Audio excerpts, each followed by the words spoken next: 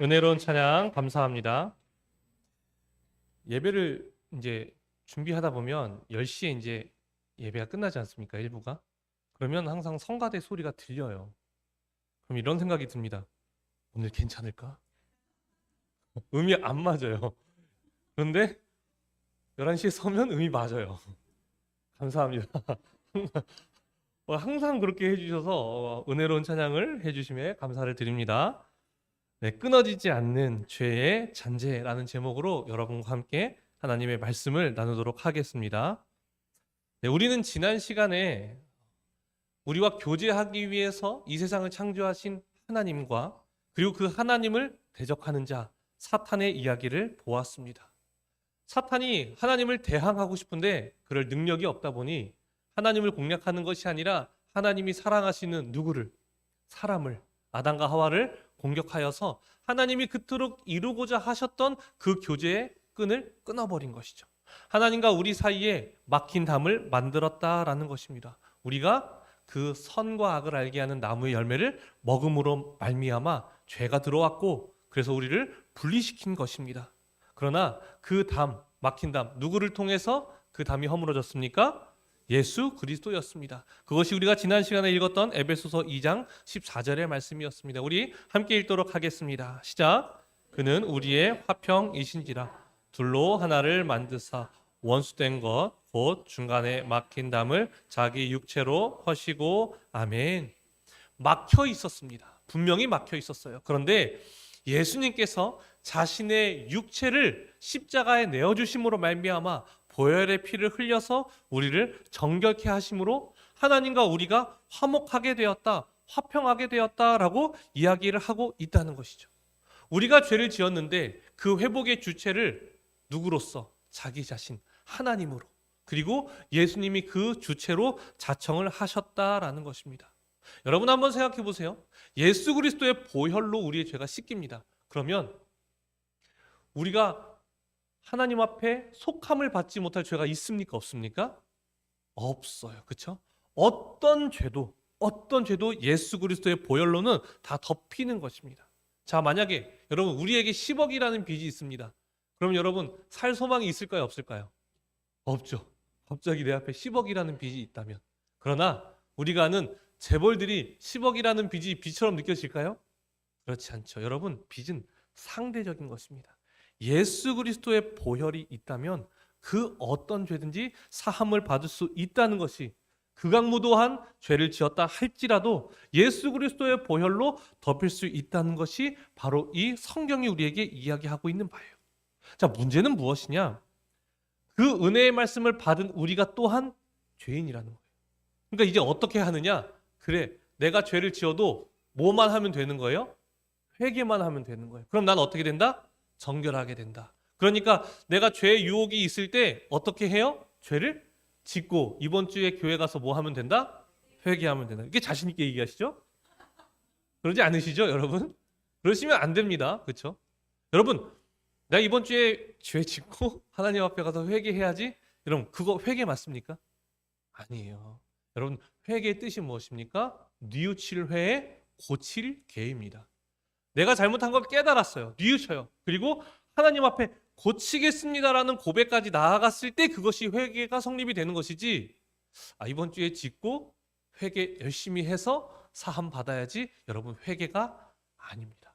여기서 연약함과 완악함이 나뉘는 거예요.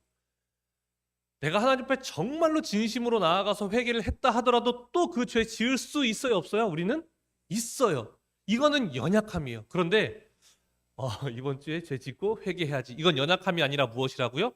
완악함이라고요.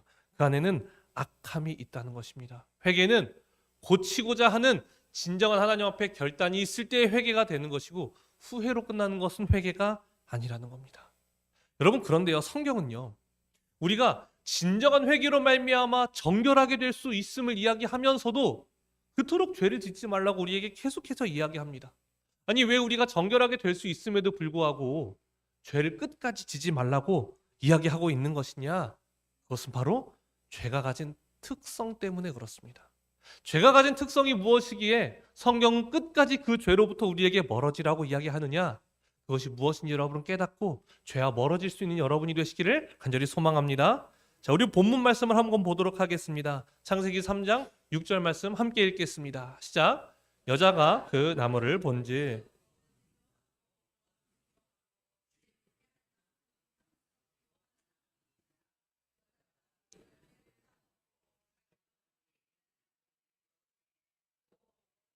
아멘.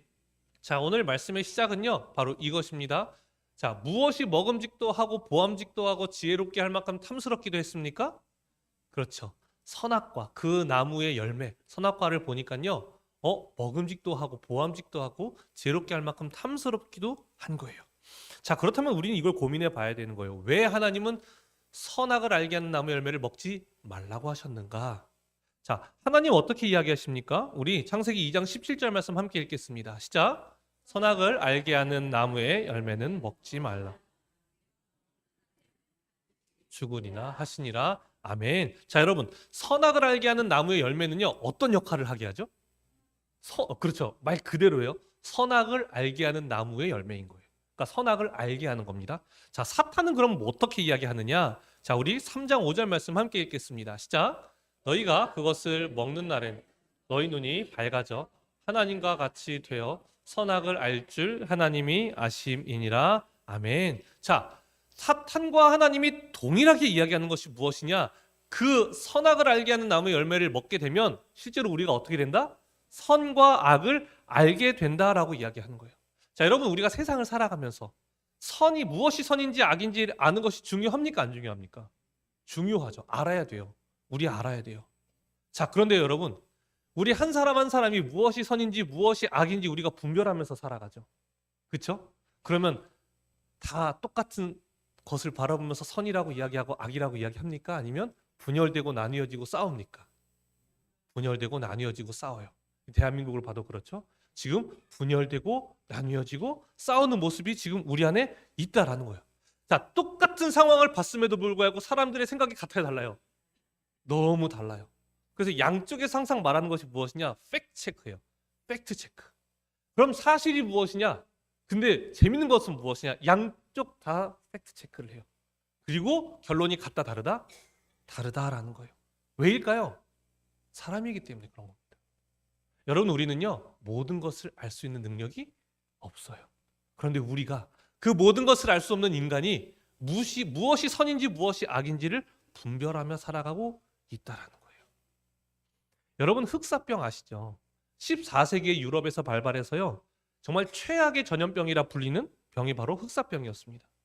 자, 지금보다 인구가 훨씬 적었을 때였죠. 그럼에도 불구하고 유럽의 인구가 몇 명이 죽었느냐? 최소 1억에서 2억 명이 죽었다라고 이야기해요. 자, 그러니까 그 당시 사람들이요, 야, 무엇이 문제야? 그러면서 마녀 사냥을 하기 시작합니다. 저 마녀들 때문이야. 마녀들을 잡아야 돼. 그런데 마녀만 잡지 않고 누구도 잡았느냐? 무엇도 잡았느냐? 마녀의 동물이라고 여겨졌던 고양이까지 잡기 시작했어요. 자, 여러분, 마녀를 잡았습니다. 그리고 마녀의 동물인 고양이를 잡았어요. 그것이 우리에게 가장 좋은 선택이었다고 생각했어요. 자, 그러니까 흑사병이 잦아들었을까요? 아니면 더 커졌을까요? 더 커졌습니다. 왜일까요? 사실은 그것을 옮겼던 게 무엇이었어요? 쥐였어요. 자신들이 생각할 때 이것이 최선이라 생각하면서 선택했던 것이 사실은 최선이 아니라 최악이었다라는 것입니다. 여러분, 이것이 사람이에요. 미래를 알지 못하고 무엇이 선인지 알지 못하는 것이 사람이라는 것입니다. 그러니까 하나님은 선과 악을 알게 하는 나무의 열매를 먹어라, 먹지 말아라. 먹지 말아라. 그 말은 무엇일까요? 하나님께서 내가 너희에게 선이 무엇인지 알려줄게. 내가 악이 무엇인지 내가 너희에게 알려주겠다라는 것인데, 사람은 누구의 말을 들어요? 사탄의 말을 들어요. 사탄은 어떻게 말합니까? 너 하나님과 같이 될 수 있어. 너가 선과 악을 구별할 수 있어. 여러분, 사탄은요, 무엇까지만 알려주느냐? 먹으면 어떻게 되는지까지만 알려줘요. 그리고 그 뒤에 벌어질 일들은 이야기하지 않습니다. 너희가 어떻게 될지, 얼마나 분열할지, 얼마나 싸울지, 서로를 얼마나 미워할지, 증오할지에 대해서는 이야기하지 않아요. 왜요? 사탄이 이것을 원하고 있기 때문에. 그래서 그것을 먹어야 하기 때문에 그렇다라는 겁니다. 자, 선악을 알게 하는 나무의 열매를 먹음으로 선악을 알게 되었습니다. 스스로가 선악을 분별하게 되었습니다. 자, 그때 아담과 하와에게 어떤 모습이 나타나느냐? 이건 이제 이것을 보아야 되는 거예요. 자, 먼저 하나님께서 아담과 하와에게 찾아가십니다. 자, 우리 3장 9절 말씀 함께 읽겠습니다. 시작. 여호와 하나님이 아담을 부르시며 그에게 이르시되 내가 어디 있느냐? 아멘. 자, 선악과를 먹은 것을 알고 하나님이 아담을 부르십니다. 내가 어디에 있느냐? 어디 있는지 몰라서 물으시는 것이 아닙니다. 너 왜 숨어 있어? 너 어디가 있는 거야? 왜 숨어 있는 거야? 그것도 여전히 아시죠? 하나님께서 이렇게 물으십니다. 11절에서 말합니다. 내가 내게 먹지 말라 명한 그 나무 열매를 내가 먹었느냐? 너 먹었지? 아시면서 물어보시는 거예요. 자, 그때 아담의 대답을 여러분 유심히 보시기 바랍니다. 우리 12절 말씀을 함께 읽겠습니다. 시작. 아담이 이르되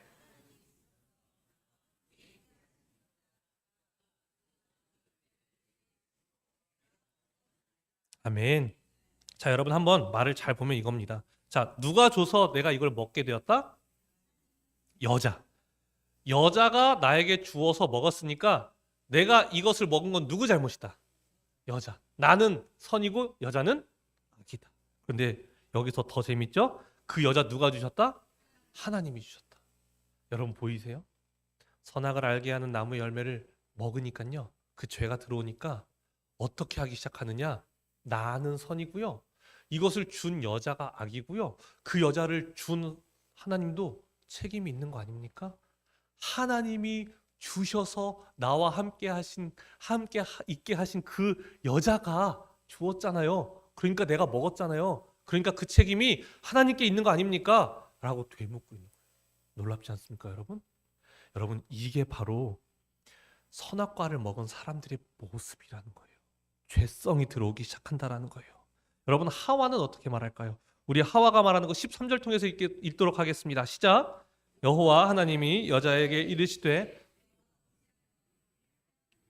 여자가 이르되 뱀이 나를 꿰물어 내가 먹었나이다. 아멘. 자, 이 여자는 누구 탓으로 돌리고 있습니까? 뱀 탓으로 돌리고 있는 거예요. 누구 때문이다? 뱀 때문이다. 하나님, 저는요 선해요. 그런데요 누가 먹게 했냐면요 저 악한 뱀이 먹게 해서 제가 먹은 겁니다. 여러분, 이것을 통해서 우리가 볼 수 있는 것은 무엇인지 아십니까? 죄를 짓는 순간 그 죄성이 우리에게 들어온다는 사실을 기억해야 돼요. 선악을 알게 하는 나무 열매를 먹었을 때 우리에게 어떤 모습이 나타나기 시작하느냐? 나는 선이고 너가 악이고 선과 악을 분별하는데 자기를 항상 선으로 말하는 그 죄성이 우리에게 들어오기 시작한다는 거예요. 여러분, 이걸 잘 구별해서 보셔야 돼요. 죄를 지었습니다. 자, 그러면 우리가 하나님 앞에 나아가서 내 죄를 고했어요. 정말 회개했어요. 자, 그러면 그 죄는 하나님께서 이제 깨끗하게 해주실까요? 안 해주실까요?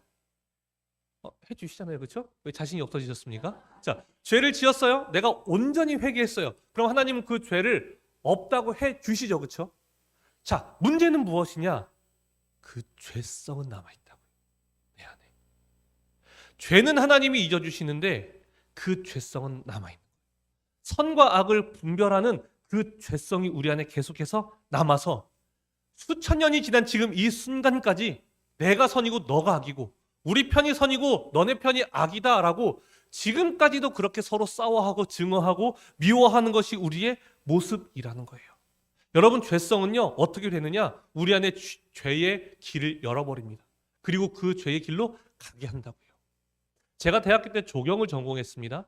그래서 공원을 가면요 어디서부터 들어가서 어디로부터 나오는지를 봐요. 습관적으로 봐요. 어떤 공간을 만들려고 했을까? 이 공간을 만들 때에 재밌게 노는 공간을 만들려고 했을까? 편하게 쉬는 공간을 만들려고 했을까? 저는 이것을 종종 봐요. 자, 근데 공원에요 꼭 빠지지 않고 있는 것이 무엇인지 아십니까? 길이 아닌데 길을 만들어 놓은 곳들을 봐요. 자, 우리나라 사람들 대단해요. 자, 인도가 이렇게 가면 돼요. 그럼 우리는 어떻게 가요? 이렇게 가요. 참 신기해요. 어디 공원을 가든지 길이 아닌 곳에 길이 나져 있다고요. 길이 나져 있으면 사람들이 또 거기를 뭘로 알고 가요? 길인 줄 알고 또 가요. 여러분, 죄가 무엇인지 아십니까? 그 죄의 길이 나면요 나 이제 앞으로 저 길 가지 않아야지, 나 원래 길대로 가야지 라고 할지라도 그 길이 보여요. 그리고 그 길로 가고 싶어져요. 여러분, 흙은요 우리가 그냥 보았을 때 흙으로만 되어 있는 것 같지만 땅이 아닙니다. 여러분, 흙은 50%밖에 없어요. 25%는 공기고요. 25%는 물입니다.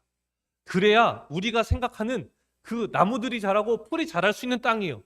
근데 사람들이 계속 밟고 지나가고 또 밟고 지나가고 또 밟고 지나가면 눌리고 눌리고 눌려서 더 이상 공기와 물이 없어집니다. 그러니까 우리가 보는 그냥 허연 길이 돼버리는 거예요. 그러니까 생명이 자랄 수가 없어요. 그리고 우리는 계속해서 그 길로 그냥 걸어가는 거예요. 죄가 그렇다고요. 한 번 가고 두 번 가고 세 번 가잖아요. 그러면 하나님 앞에 내가 용서를 구하고 죄를 고백했어요. 나 이제 하나님께서 그래 너 정결타 인정해 주셨어요. 그럼에도 불구하고 내 눈에는 그 길이 보인다고요. 가지 않기로 마음을 먹었지만 그 죄로 말미암아 가는 길이 보여요. 그래서 순간순간 갈까?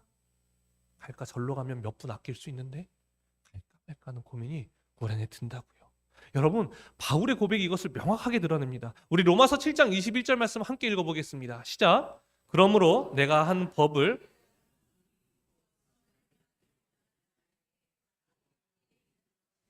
아멘. 여러분, 저는 성경을 보면서 정말 이 바울처럼 예수님을 따라간 사람이 있을까? 여러분, 정말 대단한 믿음을 가지고 오로지 예수 그리스도의 장성한 분량을 향해서 나아가는 것이 바로 바울이었어요.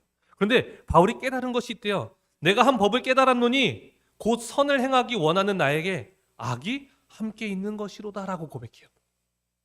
여러분, 바울이 하나님 앞에 정결함을 못 받았을까요? 아니라고요. 온전히 회개하고 돌아옴으로 말미암아 이방인의 사도로서 주님을 향해 나아갔기에 주님은 그에게 죄가 없다라고 인정을 해 주셨어요. 자, 그런데 바울은 자기 안에서 무엇을 깨달아요? 무엇이 있다는 것을 깨달아요? 악이 함께 있다는 걸 깨닫는다고요. 여전히 내 안에 악을 향해 가고 싶은 마음, 내가 예전에 지었던 죄, 그것을 그리워하는 내 안의 마음, 그 육신의 정욕이 끊임없이 내 안에 있다는 것을 깨닫는다고요. 악이 함께 있는 것을 깨닫는다고요. 그러니까 어떻게 고백을 하느냐? 우리 7장 24절 말씀 함께 읽겠습니다. 시작. 오호라 나는 곤고한 사람이로다. 이 사망의 몸에서 아멘. 곤고하다가 무슨 뜻입니까? 비참하다는 거예요. 비참하다. 나 주님 믿고 나 내 죄 다 고백했고 그래서 주님이 나 정결하다 하셨고 내가 너무나 사랑하시는 그 예수 그리스도께서 나를 위해 돌아가셨음을 내가 다 아는데 근데 나 죄로 가고 싶어. 그럼에도 나 이 정욕을 뿌리치지 못하겠어. 이 고백이 오호라 나는 곤고한 사람이로다. 여러분 이걸 깨닫는 거예요. 죄를 짓지 말라고 이야기 드리는 이유는 무엇이냐? 성경이 그렇게 말하는 이유는 무엇이냐? 그 죄가 절대 우리를 놓아주지 않기 때문에 그런 거예요. 주님은 죄 없다 이야기하시지만 죄는 끝까지 포기하지 아니하고 우리를 그 죄의 길로 인도한다고. 언젠간 넘어지도록. 그 순간순간 우리를 유혹한다는 겁니다. 그렇기 때문에 죄가 가장 무섭게 우리에게 유혹하는 것이 무엇이냐? 바로 이겁니다. 한 번만. 한 번은 괜찮아. 한 번만 해봐. 한 번이 뭐 문제가 있겠어?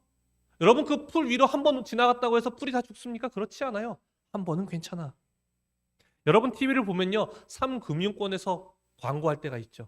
그렇죠? 굉장히 따뜻하게 말합니다. 뭐 몇백만 원까지는 몇 달간 무이자. 여러분 이런 거 광고 보신 적 있으세요? 없으세요? 있어요. 정말 무이자일까요? 아닐까요? 정말 무이자가 맞습니다. 왜요? 3금융권이잖아요. 제도권 받기예요. 이자가 어마어마해요. 그런 사람들이 이제 사회를 위해서 내가 봉사해야겠다라는 생각으로 우리에게 무이자로 돈을 빌려줄까요? 그렇지 않다라는 거예요. 왜 그럴까요, 여러분? 한번 제도권 밖에서 대출을 받으면요. 그 다음에 제도권 안에서 대출 받을 수 있습니까? 없습니까? 매우 어렵다는 것을 아는 거예요. 몇백만 원 내가 빌려줄게. 너 근데 그거 알아? 너 다시는 제도권에서 못 받는다. 너 이제는 나중에 큰 돈이 필요할 때는 여기서밖에 대출을 받을 수 없어. 여러분 사탄이 어디까지 말한다고요? 내가 해줄게. 지금 당장 나에게 좋은 것만 이야기한다고요. 그러나 그 뒤에 더 이상 제도권에 가서 대출을 받을 수 없다는 것은 이야기하지 않는 것이 바로 이 사탄의 음성이라는 거예요. 죄에 빠지게 하는 거예요. 야, 한 번 이렇게 하는 거 어때? 야, 한 번 속이는 건 괜찮잖아. 한 번 이렇게 말하는 건 괜찮아. 그걸로 뭐 너가 그렇게 크게 죄에 빠지겠어? 그 한 번을 통하여서 죄의 길이 서서히 나게 하는 거예요. 여러분 이것이 바로 사탄의 방법이라는 겁니다. 여러분 안을 한번 들여다보세요. 여러분 매주 새롭고 다채로운 죄를 지으십니까? 그렇지 않다고요. 우리 그렇지 않아요. 여러분, 그리스도인이기 때문에 우리 그런 죄 짓지 않아요. 문제는 무엇이냐? 내 안에 있는 끊지 못하는 죄가 있다. 내가 한번 맛보았던 죄. 술을 한번 마셔봤던, 그리고 술에 빠져봤던 사람, 담배를 펴봤던 사람, 그래서 하루에 한 갑, 두 갑을 펴봤던 사람은요, 끊는다고 하여도요, 계속 생각이 나는 거예요.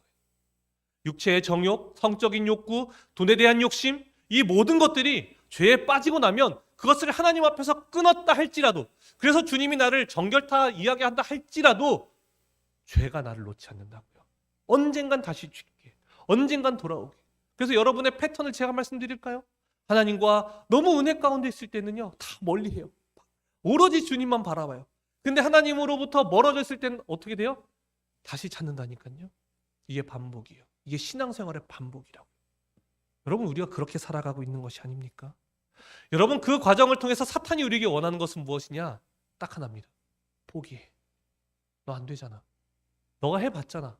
너 근데 결국에 못 이겨냈잖아. 그러니까 포기하고 그냥 이 죄는 가지고 살아. 여러분, 사탄이 우리를 그렇게 유혹한다라는 것입니다. 그럴 때 우리는 어떻게 해야 될까요? 이렇게 말하면 됩니다. 그래, 내 힘으로는 너 이길 수 없지만 나에겐 누가 있다? 하나님이 계시다. 나에게 먼저 찾아오시고 나에게 손 내미시는 하나님이 계시다 라고 우리는 고백해야 되는 겁니다. 여러분, 그렇기 때문에 하나님이 우리에게 어떻게 하는지 아십니까? 우리 창세기 3장 8절 말씀 함께 읽겠습니다. 시작.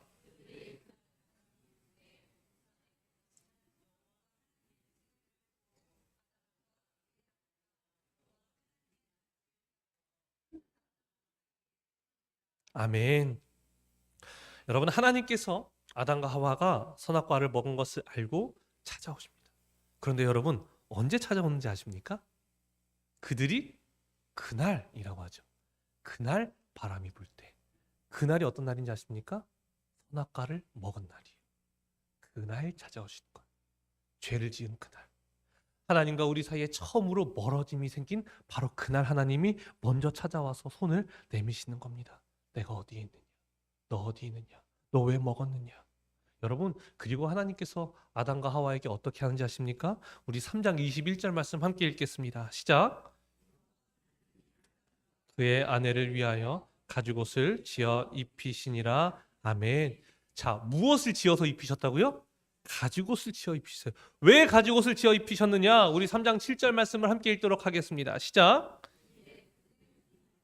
자기들이 벗은 줄을 알고 무화과 나무 잎을 엮어 치마로 삼았더라. 아멘. 자, 여러분, 선악과를 먹고 나니까요, 눈이 밝아지기 시작했어요. 무엇이 수치인지를 깨닫게 되었습니다. 그러니까 이들이 한 행동이 무엇입니까? 무화과 나무 잎을 엮어서 무엇으로 만들어요? 치마로 만들었다고요. 여러분, 나뭇잎으로 엮은 치마가 며칠 갈까요? 그쵸? 몇 시간이면 시들지 않겠습니까? 그 시듬을 알고 하나님께서 오셔서 시들지 아니하는 어떤 옷을, 가죽옷을 입히시는 거예요. 여러분, 가죽옷을 입히기 위해서는요, 희생이 필요합니다. 그렇죠? 그 가죽옷을 가지고 있었던 동물의 희생이 필요한 거예요. 우리의 죄를 가리기 위해서 하나님은요, 희생을 요구하십니다. 동물의 희생을 요구하시고요. 그리고 이 가죽옷이 또한 누구를 예표할까요? 예수 그리스도를 예표하는 거예요. 너희의 죄를 가리기 위해서, 너희의 수치를 가리기 위해서. 너희가 나를 배반하여서 죄를 지었지만, 그래서 너희가 지금 수치를 느끼고 있지만 다시금 나아가셔서 그들의 수치를 가려주시는 하나님의 사랑을 봐야 하는 거예요. 심지어는 예수 그리스도까지 내어주고 계시는 그 하나님의 사랑을 봐야 하는 겁니다. 여러분, 제가 중학교 때요, 교무실에 가면요, 종종 보이는 모습이 있었어요. 무엇이냐? 어떤 부모님이 와서요, 어떤 부모님 앞에서 무릎을 꿇고 있는 장면이었어요. 여러분, 왜 무릎을 꿇고 있었을까요? 내 자식이 상대방의 자식을 해하거나 괴롭혔거나 때렸거나. 그러니까 그 상대방 부모에게 가서 죄송합니다. 제가 죄송합니다. 제가 자녀를 잘못 키워서 그렇습니다. 제발 우리 아이 사는 인생에 그런 기록이 남지 않게 용서해 주십시오 라고 내 부모님이 상대방 부모님한테 무릎을 꿇고 빌고 있는 거예요. 여러분, 그 모습을 보면 자녀가 어떠해야 합니까? 깨달아야죠. 나 때문에, 내 부모님이 이렇게 비참한 일을 겪으시는구나. 여러분, 우리가 죄를 지음으로 말미암아 우리가 깨달아야 하는 것은 무엇인지 아십니까? 예수님께서 우리의 죄를 덮기 위해서 실오라기 하나 걸치지 못하고 옷 하나 걸치지 못하고 3미터나 되는 높이의 그 십자가에 달리셨구나. 그 대못이 박히셨구나. 사람들로부터 그 수치를 당하셨구나. 제비 뽑고 침을 뱉고 채찍을 때리고. 무엇 때문에? 우리의 죄 때문에. 그런데 우리가 여전히 그 죄를 가벼이 여기고 있다면 우리가 예수님을 또한 십자가에 못 박는 것과 무엇이 다르겠습니까? 여러분, 이것을 우리가 기억해야 되는 거예요. 여러분, 하나님은요, 우리가 죄를 짓지 않게 하기 위해서 또한 어떤 일까지 하시느냐? 우리 창세기 3장 16절로 17절의 말씀 함께 읽겠습니다. 시작. 또 여자에게 이르시되 내가 내게 임신하는 고통을 크게 더하리니 너는 남편을 원하고 남편은 너를 다스릴 것이니라 하시고 아담에게 이르시되 내가 내 아내의 말을 듣고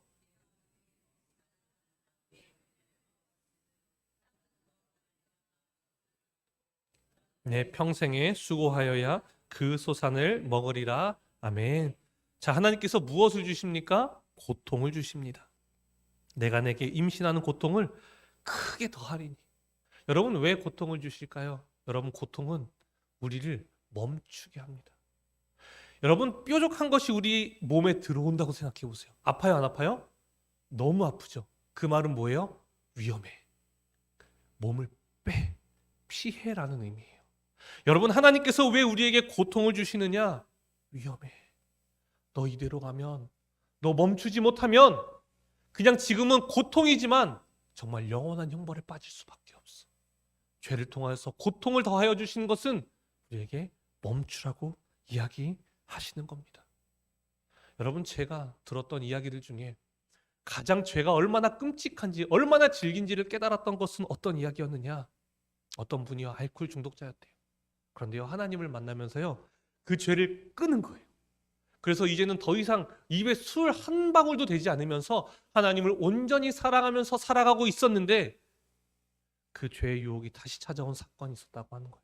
그 사건이 무엇이었는지 아십니까, 여러분? 바로 성찬식이었어요. 여러분, 성찬식이 무엇입니까? 예수 그리스도께서 나를 위해 돌아가신 사건이잖아요.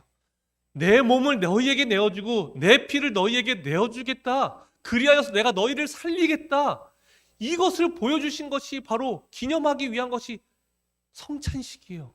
그런데 그 작은 잔에 있는 그 작은 알코올이요, 그동안 참아왔던 그 술의 알코올의 자극을 다시 깨우는 거예요. 여러분, 무섭지 않습니까? 여러분, 죄는요, 성찬식 중에도 우리에게 찾아와서 유혹하는 거예요. 여러분, 죄가 이렇게 무섭습니다.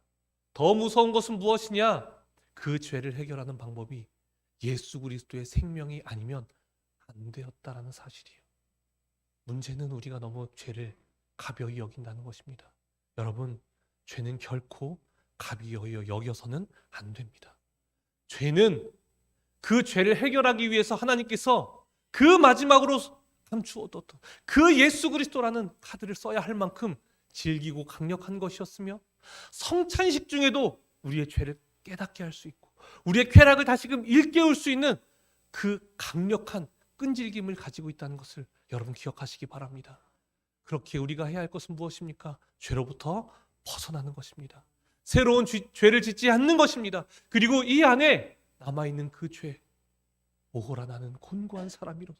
내 안에 악이 있음을 깨닫고 오로지 그 악을 예수 그리스도의 동행함으로 말미암아 주님으로 채워서 그 공허함 속에 죄악이 찾아오지 아니하도록 오로지 하나님으로 가득 채우며 죄악을 싸워 이기시는 우리 모두가 되기를 간절히 소망합니다. 기도하겠습니다. 사랑의 주님, 그 죄를 너무나 가벼이 여겼음을 용서하여 주시옵소서.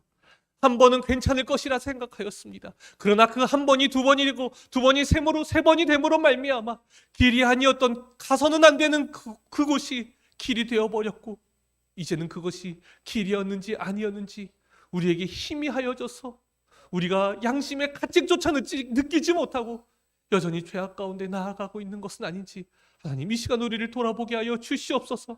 그리함으로 말미암아 이 죄를 위하여서 정말 예수님께서 어떤 일을 행하셨는지를 바라보고 얼마나 끈질긴지를 우리 이 말씀을 통해 깨달았사오니 하나님 이번 한 주간 정말 죄와 맞서 싸우며 하나님만 바라보며 하나님께 영광 올려드리며 살아갈 수 있는 주님의 자녀들로 우리를 인도하여 주시옵소서. 예수님의 이름으로 기도드립니다. 아멘.